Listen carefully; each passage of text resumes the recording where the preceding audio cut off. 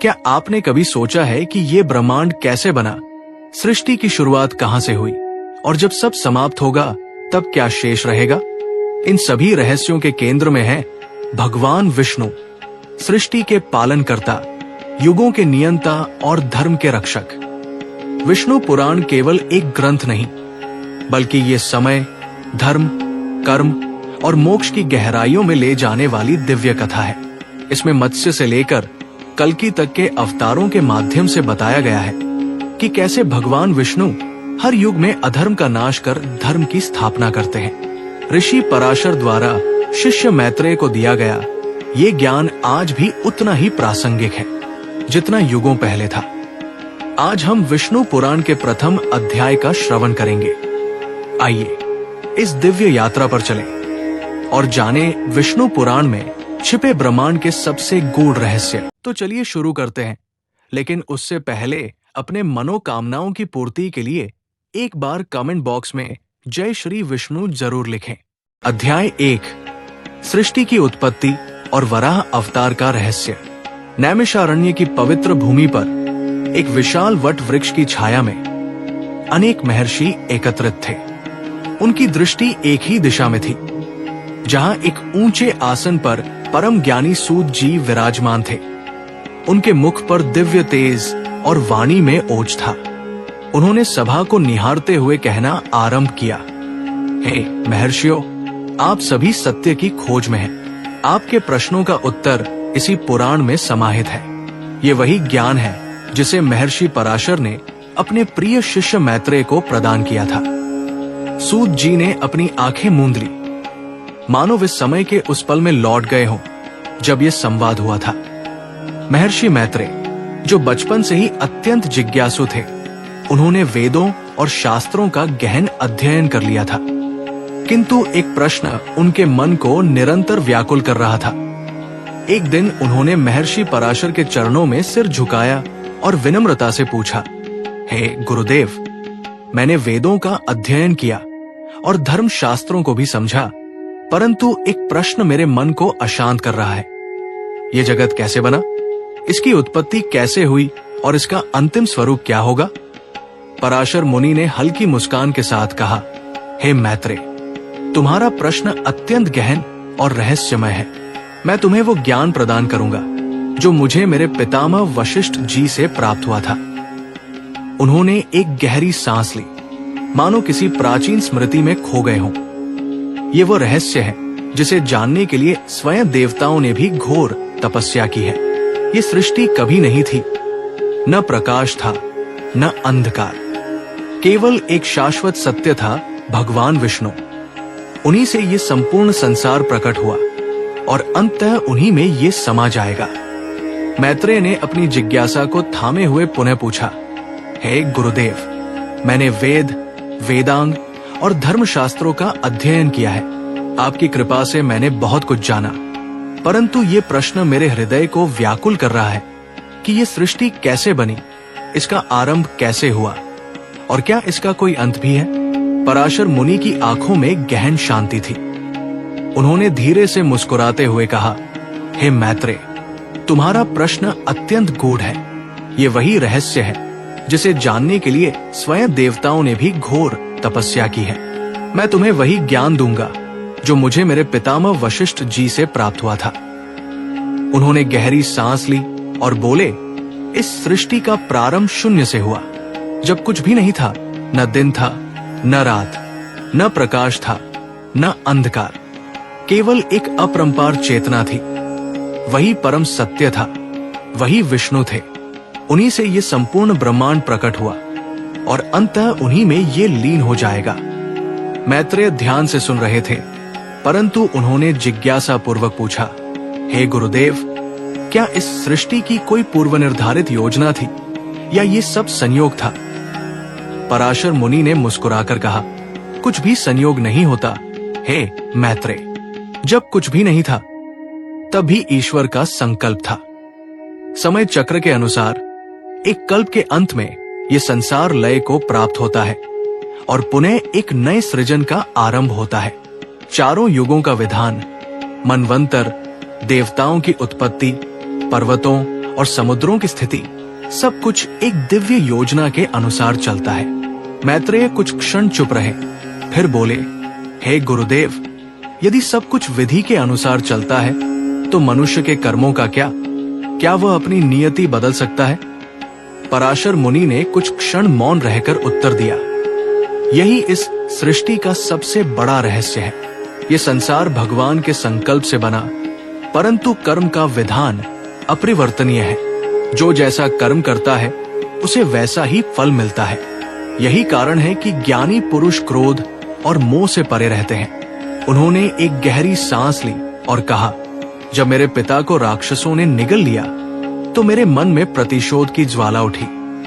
मैंने संकल्प लिया कि उन राक्षसों का संहार करूंगा। मैंने एक यज्ञ आरंभ किया जिसमें सैकड़ों राक्षस जलकर भस्म हो गए, परंतु मेरे पितामह वशिष्ठ जी ने मुझे रोका। उन्होंने कहा, हे पुत्र, क्रोध अज्ञानी का गुण है। ज्ञानी व्यक्ति क्षमा का आश्रय लेते हैं। कोई किसी को नहीं मारता। प्रत्येक प्राणी अपने कर्मों के अनुसार फल भोगता है। मैत्रेय ने सिर झुका लिया।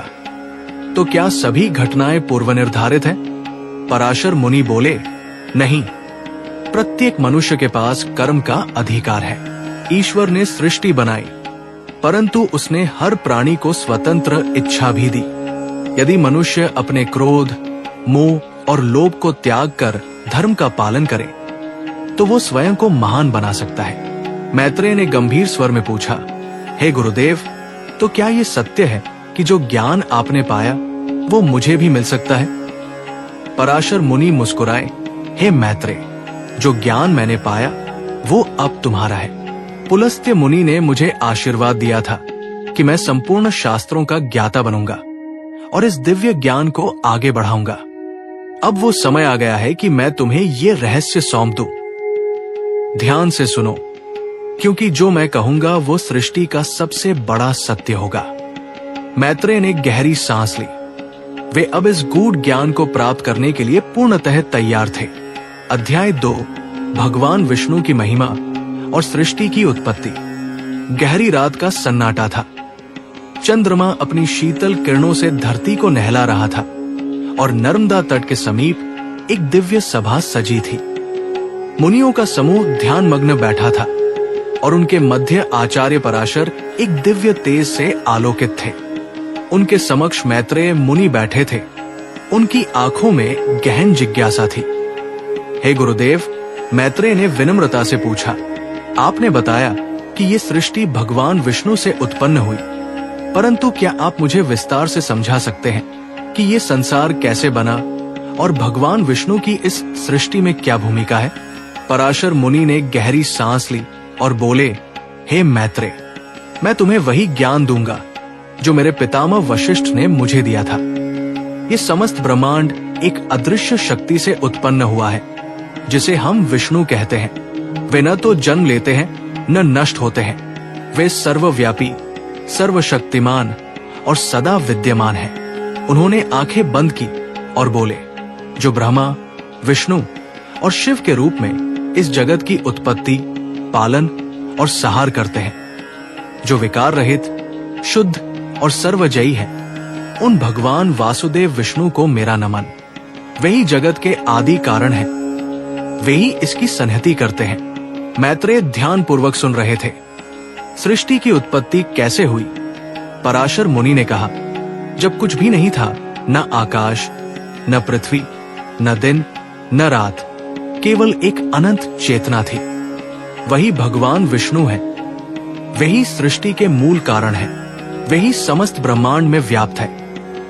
वही संपूर्ण सृष्टि को नियंत्रित करते हैं। उन्होंने आगे समझाया, भगवान विष्णु के दो रूप हैं, एक अव्यक्त जिसे हम प्रकृति या प्रधान कहते हैं और दूसरा व्यक्त जिसे पुरुष या आत्मा कहते हैं।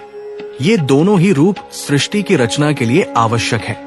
जब कालचक्र की गति आरंभ होती है तब भगवान विष्णु अपनी दिव्य शक्ति से प्रकृति और पुरुष को जागृत करते हैं। मैत्रेय ने विस्मय से पूछा, हे गुरुदेव, क्या ये प्रकृति और पुरुष ही इस संसार के आधार हैं? पराशर मुनि ने सिर हिलाया। हे मैत्रेय, प्रकृति और पुरुष के अतिरिक्त एक और तत्व है जिसे काल कहते हैं। काल वो शक्ति है जो सृष्टि को गति देती है, उसे परिवर्तनशील बनाती है। जब प्रकृति और पुरुष निष्क्रिय होते हैं तब काल उन्हें जागृत करता है और सृष्टि की रचना प्रारंभ होती है। उन्होंने आगे बताया, भगवान विष्णु ने इस संसार को बनाने के लिए 24 तत्वों को उत्पन्न किया। यही तत्व इस संसार के आधार हैं। मैत्रेय ने पूछा, हे गुरुदेव, वे 24 तत्व कौन से हैं? पराशर मुनि ने उत्तर दिया, पहला तत्व महत्तत्व है जो बुद्धि का आधार है। दूसरा तत्व अहंकार है जिससे ये अनुभव होता है कि मैं अस्तित्व में हूं। इसके बाद 5 तन्मात्राएं उत्पन्न हुई, शब्द, स्पर्श, रूप, रस और गंध। फिर 5 महाभूतों की उत्पत्ति हुई, आकाश, वायु, अग्नि, जल और पृथ्वी। फिर 5 ज्ञानेंद्रिया, आंख, कान, नाक, जिह्वा और त्वचा, और 5 कर्मेंद्रिया, हाथ, पैर, वाणी, गुदा और जन्नेंद्रिय उत्पन्न हुई। उन्होंने गहरी सांस ली और आगे कहा, इन सब का संचालन करने के लिए मन उत्पन्न हुआ। इन सभी 24 तत्वों से ये संपूर्ण ब्रह्मांड बना। सृष्टि के निर्माण की प्रक्रिया। मैत्रेय ने जिज्ञासा पूर्वक पूछा, हे गुरुदेव, जब ये तत्व उत्पन्न हुए तब सृष्टि कैसे बनी? पराशर मुनि बोले, हे वत्स, जब ये 24 तत्व आपस में संयोग करते हैं तभी सृष्टि की रचना होती है। सबसे पहले आकाश की उत्पत्ति हुई, फिर वायु का जन्म हुआ, फिर अग्नि प्रकट हुई जिससे जल उत्पन्न हुआ, और अंत में पृथ्वी का निर्माण हुआ। इन 5 महाभूतों के संयोग से ये संसार बना।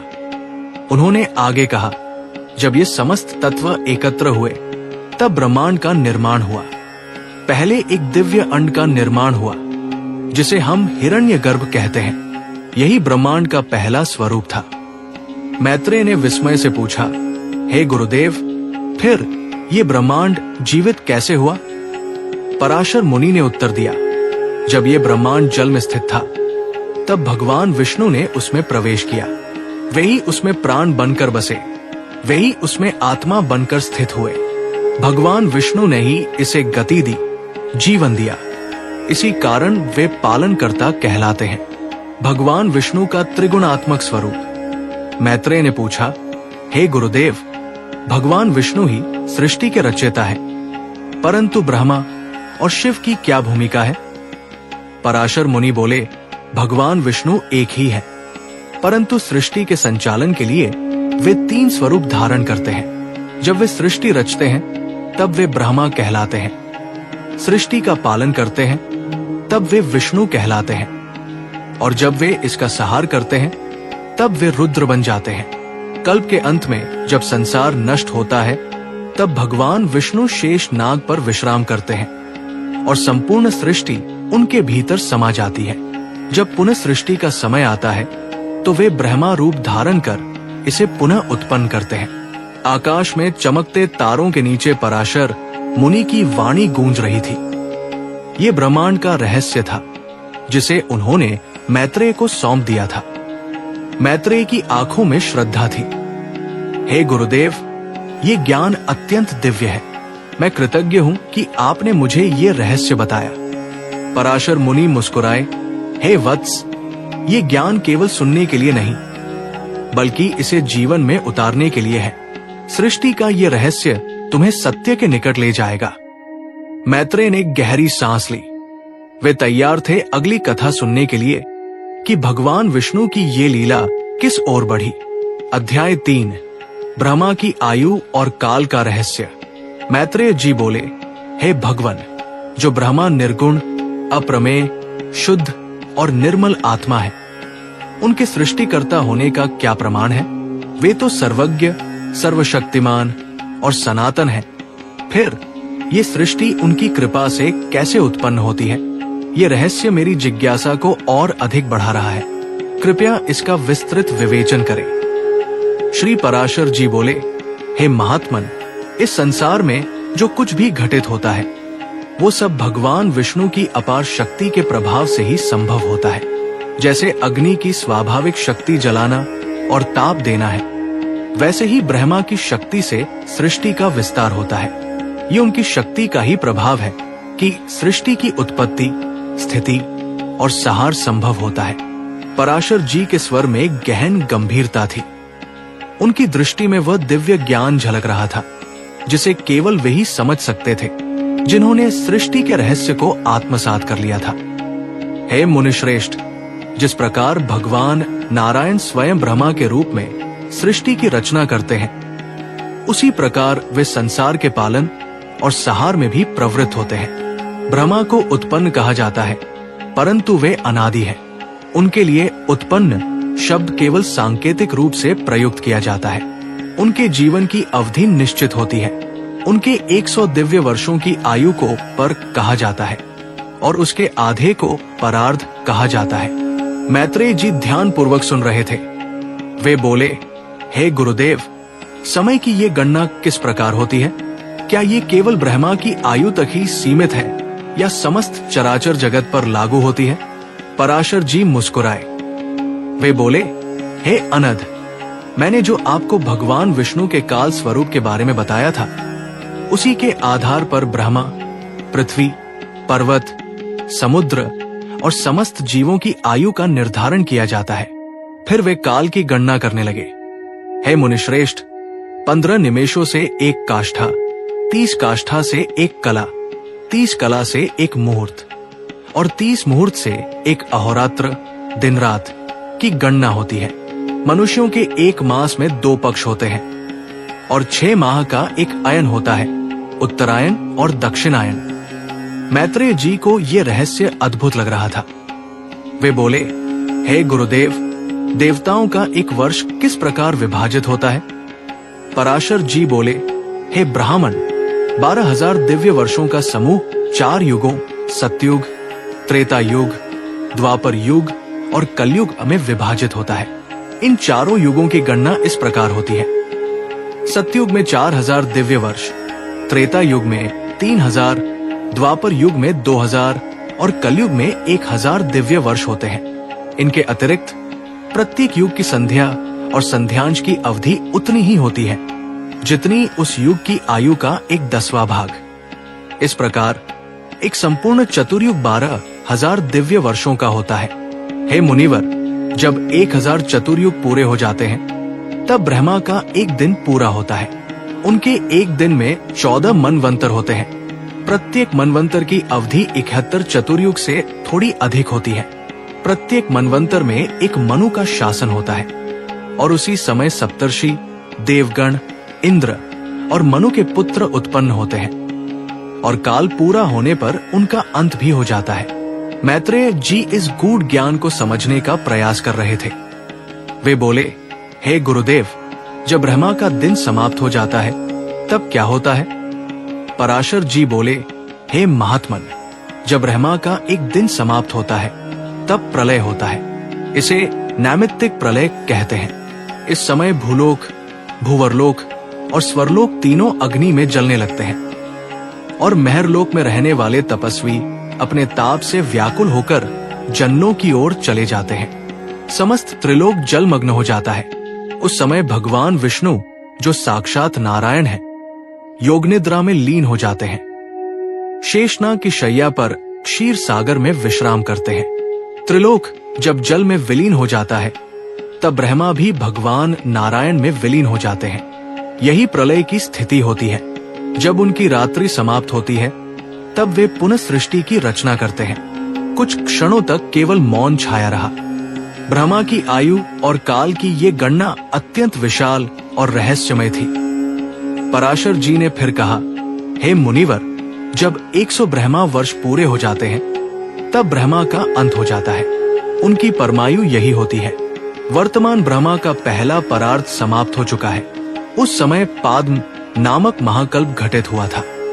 अब उनके दूसरे परार्थ का प्रथम कल्प वराह कल्प कहा जाता है।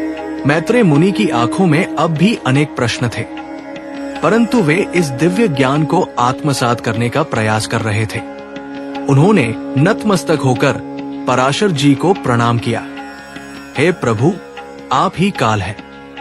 आप ही सृष्टि के कर्ता, पालक और संहारक है।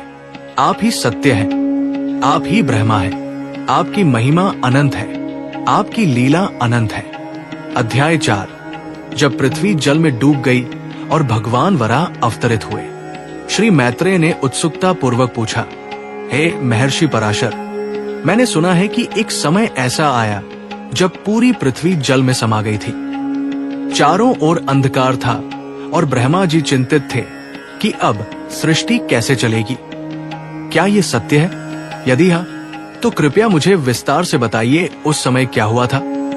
महर्षि पराशर गंभीर स्वर में बोले, हे मैत्रेय, तुमने जो सुना वो पूर्ण सत्य है। जब प्रलय आया तो चारों ओर बस जल ही जल था, न कोई भूमि थी, न जीव, न आकाश, सब कुछ एक महाशून्य में बदल चुका था। उन्होंने गहरी सांस ली और कथा का आरंभ किया। ये वो समय था जब ब्रह्मा जी योग निद्रा से जागे। उन्होंने चारों ओर देखा, सब कुछ नष्ट हो चुका था। संपूर्ण लोक शून्य में विलीन हो गए थे। उनके मन में चिंता उठी, अब क्या होगा? पृथ्वी कहाँ गई? क्या ये जल में डूब चुकी है? उन्होंने अपनी दिव्य दृष्टि से खोजा और देखा कि हाँ, पृथ्वी माता रसातल में समुद्र की अथाह गहराइयों में डूबी हुई थी। ब्रह्मा जी का हृदय व्याकुल हो उठा। उन्होंने सोचा, यदि पृथ्वी नहीं रही तो सृष्टि की रचना कैसे होगी, जीवन कैसे चलेगा? यही सोचते हुए उन्होंने समाधि लगाई और अपने हृदय में भगवान नारायण का ध्यान किया। और तभी एक अद्भुत चमत्कार हुआ। ब्रह्मा जी की तपस्या से भगवान प्रकट हुए, लेकिन वे अपने दिव्य रूप में नहीं थे, बल्कि उन्होंने एक अप्रत्याशित रूप धारण कर लिया, वराह अवतार। उनका शरीर पर्वत से भी विशाल था। आंखें प्रज्वलित सूर्य जैसी चमक रही थी। उनके नथुनों से प्रलय के जल में हलचल मच गई और जब उन्होंने गर्जना की तो समस्त दिशाएं कांप उठीं। ब्रह्मा जी ने भाव विह्वल होकर भगवान को प्रणाम किया और बोले, हे भगवान, पृथ्वी माता जल में डूबी हुई है। यदि उनका उद्धार नहीं हुआ तो ये सृष्टि कैसे चलेगी? भगवान वराह मुस्कुराए और बोले, हे ब्रह्मा, चिंता मत करो, मैं स्वयं इस कार्य को संपन्न करूंगा। और फिर उन्होंने अपने विराट शरीर को जल में प्रविष्ट कराया। जैसे ही उन्होंने समुद्र में प्रवेश किया, जल के अंदर तूफान उठने लगे। भगवान की गति से महासागर 2 भागों में बंट गया। जल के भीतर वे रसातल की गहराइयों में जाने लगे, जहां पृथ्वी माता असहाय पड़ी हुई थी।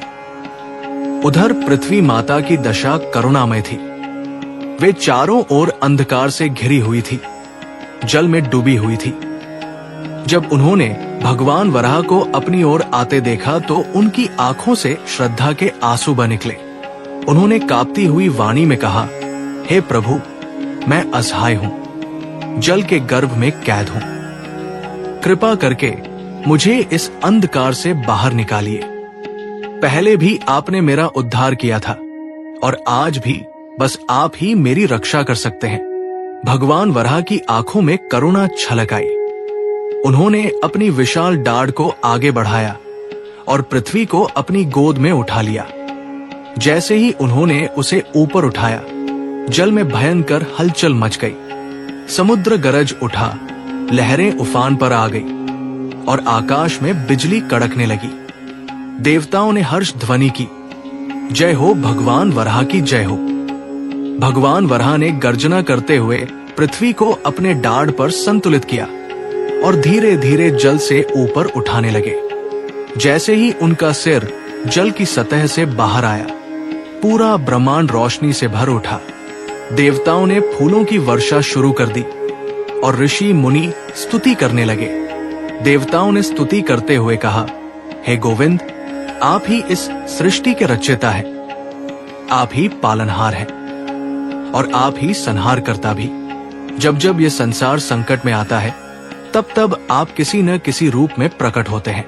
आपकी लीला अपरंपार है। भगवान वराह ने धीरे धीरे पृथ्वी को स्थिर किया और ब्रह्मांड में उसका संतुलन पुनः स्थापित किया। उन्होंने सप्तद्वीपों का निर्माण किया, पर्वतों को उनके स्थानों पर रखा, नदियों के प्रवाह को ठीक किया और समस्त लोकों को पुनः जीवंत कर दिया। ऋषि मुनि भाव विह्वल होकर भगवान को नमन करने लगे। हे प्रभु, आपकी कृपा के बिना ये सृष्टि असंभव थी। आपने पृथ्वी माता का उद्धार किया, हम आपके अनंत ऋणी हैं। भगवान वराह ने अपनी लीला पूर्ण की और फिर धीरे धीरे अपने विराट रूप को समेटते हुए सृष्टि के संचालन का कार्य ब्रह्मा जी को सौंप दिया। श्री पराशर बोले, हे मैत्रेय, इस प्रकार भगवान वराह ने पृथ्वी का उद्धार किया और संपूर्ण सृष्टि को पुनः जीवन दिया। यही कारण है कि वे सनातन धर्म के आधार हैं। जब भी संकट आता है, वे स्वयं अवतरित होते हैं और सृष्टि को बचाते हैं। इस कथा को जिसने भी सुना, उसका हृदय श्रद्धा से भर गया। भगवान वराह का ये पराक्रम युगों युगों तक स्मरण किया जाएगा। भक्त उनकी इस अद्भुत लीला को सुनते रहेंगे, गाते रहेंगे और उनके प्रति श्रद्धा से नतमस्तक होते रहेंगे। अध्याय 5। जब भगवान ब्रह्मा ने सृष्टि का रहस्य उजागर किया। गहरी रात का सन्नाटा था। चंद्रमा की चांदनी पृथ्वी पर मंद मंद प्रकाश बिखेर रही थी। श्री मैत्रेय जी और श्री पराशर जी गंगा तट पर बैठे थे। लहरों की शीतल ध्वनि के बीच श्री मैत्रेय जी ने अपनी जिज्ञासा प्रकट की। भगवान ब्रह्मा ने सृष्टि की रचना कैसे की? किस प्रकार विविध प्राणी उत्पन्न हुए और ये संसार किस प्रकार संचालित हुआ? कृपया मुझे विस्तार से बताइए। श्री पराशर जी ने गहरी सांस ली। उनके मुख पर दिव्य आभा थी। उन्होंने कहा, हे मैत्रेय, सुनो, ये कथा बहुत ही अद्भुत है। जब सृष्टि का प्रारंभ हुआ, तब भगवान ब्रह्मा ने सबसे पहले ध्यानमग्न होकर सृष्टि की रचना का संकल्प किया। लेकिन प्रारंभ में उन्हें असावधानीवश अज्ञान में सृष्टि उत्पन्न हो गई। ये सृष्टि पूर्ण रूप से अंधकारमय थी, जहां केवल तम, अज्ञान, मोह, माया, महामोह, भोग वासना, तामस, क्रोध और अंधता मिश्र अहंकार विद्यमान थे। श्री मैत्रेय जी ने ध्यान पूर्वक सुना और पूछा, फिर भगवान ब्रह्मा ने इस अज्ञान में सृष्टि को कैसे सुधारा? श्री पराशर जी ने कहा, हे द्विज, जब ब्रह्मा जी ने देखा कि ये सृष्टि ज्ञानहीन और तमोगुणी है, तो उन्होंने एक और सृष्टि की रचना की। इस बार उन्होंने ऐसे प्राणियों की उत्पत्ति की जो निरंतर गति में रहते हैं, जैसे पशु, पक्षी, कीट, पतंगे। ये सृष्टि भी पूर्ण रूप से तमोगुणी थी, जहां विवेकहीनता थी और प्राणी अपने कर्मों के अनुसार ही चलते थे। ब्रह्मा जी इससे भी संतुष्ट नहीं हुए। श्री मैत्रेय जी का कौतूहल बढ़ गया। उन्होंने फिर पूछा, तो फिर उन्होंने कौन सी सृष्टि बनाई? श्री पराशर जी ने उत्तर दिया, इस बार ब्रह्मा जी ने सात्विक सृष्टि की रचना की, जिसे देवताओं की सृष्टि कहा जाता है। ये प्राणी उच्च लोकों में रहने वाले, प्रकाशवान और दिव्यता से परिपूर्ण थे। जब ये सृष्टि बनी तो ब्रह्मा जी प्रसन्न हुए, क्योंकि इसमें ज्ञान, प्रकाश और आनंद का समावेश था। लेकिन वे अभी भी पूर्ण संतुष्ट नहीं थे, क्योंकि उन्हें सृष्टि को और व्यापक रूप देना था। श्री मैत्रेय जी ने कहा, तो क्या ब्रह्मा जी ने मनुष्यों की भी रचना की? श्री पराशर जी मुस्कुराए और बोले, हाँ, इसके बाद ब्रह्मा जी ने मनुष्यों की सृष्टि की, जो सत्व, रज और तम तीनों गुणों से युक्त थे। यही कारण है कि मनुष्य कभी ज्ञान के मार्ग पर चलता है, कभी भोगों में लिप्त हो जाता है और कभी अज्ञान में डूब जाता है। ये सृष्टि सबसे महत्वपूर्ण थी, क्योंकि इसमें आत्मचिंतन, कर्म और मोक्ष की अवधारणा थी। मनुष्य ही एकमात्र प्राणी है जो अपने कर्मों से अपनी नियति बदल सकता है। श्री मैत्रेय जी गहरे विचार में पड़ गए। उन्होंने पूछा, हे श्री पराशर जी, तो क्या सृष्टि में असुरों की भी उत्पत्ति हुई? श्री पराशर जी ने उत्तर दिया, हाँ, जब ब्रह्मा जी ने तमोगुण का ध्यान किया तो उनकी जंघा से असुरों की उत्पत्ति हुई। ये अत्यंत बलशाली, अहंकारी और भोग विलास में लिप्त रहने वाले थे। जब ब्रह्मा जी ने देखा कि वे केवल स्वार्थ सिद्धि में लगे रहते हैं, तो उन्होंने इस शरीर को त्याग दिया और वो शरीर रात्रि बन गया। इसीलिए असुर रात्रि में अधिक शक्तिशाली होते हैं। श्री मैत्रेय जी विस्मित थे। उन्होंने पूछा, और देवताओं की उत्पत्ति कैसे हुई? श्री पराशर जी बोले, जब ब्रह्मा जी ने सात्विक भाव से ध्यान किया तो उनके मुख से देवताओं का जन्म हुआ। वे प्रकाशमय, सत्यप्रिय और धर्मपरायण थे। जब उन्होंने इस शरीर को त्यागा तो वो दिन बन गया। यही कारण है कि दिन में देवताओं की शक्ति अधिक होती है। श्री मैत्रेय जी ने आगे पूछा, फिर पितरों और मनुष्यों की उत्पत्ति कैसे हुई? श्री पराशर जी ने उत्तर दिया, ब्रह्मा जी ने अपने पार्श्व भाग से पितरों को उत्पन्न किया और जब उन्होंने ये शरीर त्याग दिया तो वो संध्या बन गया। इसीलिए संध्या के समय पितरों का प्रभाव अधिक रहता है। तत्पश्चात उन्होंने रजोगुण से प्रेरित होकर मनुष्यों की रचना की। इसीलिए मनुष्य रजो प्रधान होता है। वो कर्म करता है, इच्छाएं रखता है और मोक्ष की ओर भी बढ़ सकता है। श्री मैत्रेय जी ने गहरी सांस ली। उन्होंने अनुभव किया कि ये सृष्टि केवल संयोग से नहीं बनी, बल्कि इसके पीछे गहन तत्वज्ञान और दिव्य योजना थी। उन्होंने कहा, हे श्री पराशर जी, आपकी वाणी से सृष्टि का रहस्य उजागर हो गया। अब मुझे स्पष्ट हो गया कि सृष्टि का निर्माण केवल सजीव प्राणियों की उत्पत्ति तक सीमित नहीं, बल्कि इसमें गुण, कर्म और भावनाओं का भी योगदान है। श्री पराशर जी मुस्कुराए और बोले, सृष्टि की लीला अनंत है मैत्रेय, ये केवल आरंभ है, आगे भी बहुत कुछ जानने योग्य है। गंगा की लहरें शांत थी, परंतु श्री मैत्रेय जी का मन अब और अधिक जिज्ञासु हो चुका था। अध्याय 6, 4 वर्णों की उत्पत्ति और पृथ्वी का विभाजन। श्री पराशर जी ने अपनी बात जारी रखी और कहा, हे मैत्रेय, जब त्रेता युग का प्रारंभ हुआ तब काल की गति से अधर्म का बीज प्रस्फुटित होने लगा। मनुष्य अपनी प्रकृति से ही गुणों से बंधा होता है, सत्व, रज, तम। जब तमोगुण बढ़ जाता है तब अधर्म का विस्तार होता है। जब तक मनुष्य अपने स्वभाव और कर्मों को धर्म के अनुसार नहीं चलाता तब तक वो दुखी रहता है, परंतु जो अपने कर्तव्यों का निष्ठापूर्वक पालन करते हैं वे परम आनंद को प्राप्त होते हैं। मैत्रेय जी ने जिज्ञासा पूर्वक पूछा, हे गुरुदेव, जब मनुष्य अपने कर्मों को भूलने लगता है तब क्या होता है? क्या पृथ्वी का भी कोई विशेष विभाजन हुआ था? पराशर जी बोले, हाँ, हे मैत्रेय, ब्रह्मा जी ने सृष्टि की रचना के बाद पृथ्वी को 7 मुख्य द्वीपों में विभाजित किया था, ताकि मनुष्य और अन्य प्राणी व्यवस्थित रूप से रह सकें और धर्म का पालन कर सके।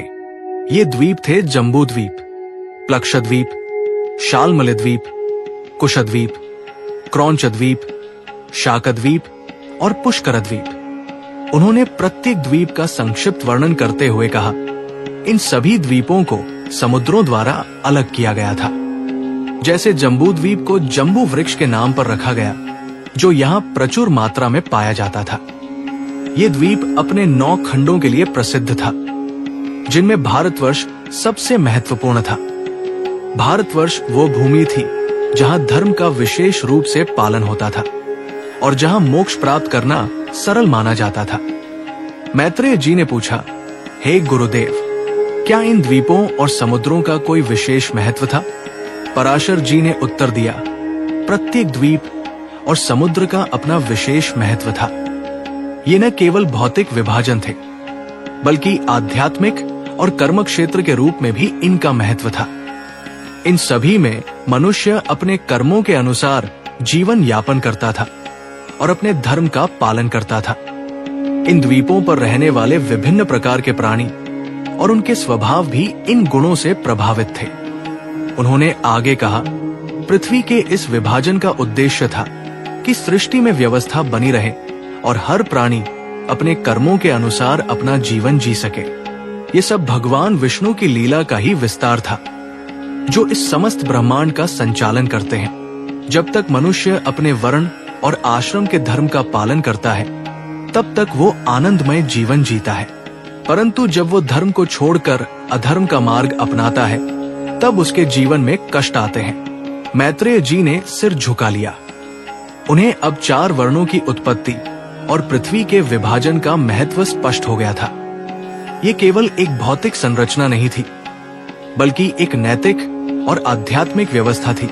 जिसे ब्रह्मा जी ने भगवान विष्णु की इच्छा से स्थापित किया था।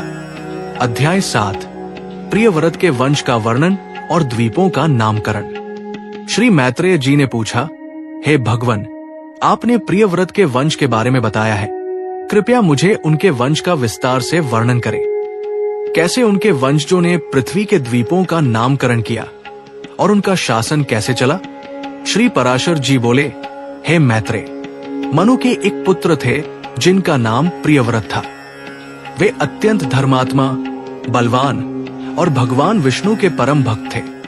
उन्होंने अपने जीवन में कभी भी धर्म का त्याग नहीं किया और सदैव सत्य के मार्ग पर चले। प्रियव्रत ने विवाह किया और उनके कई पुत्र हुए।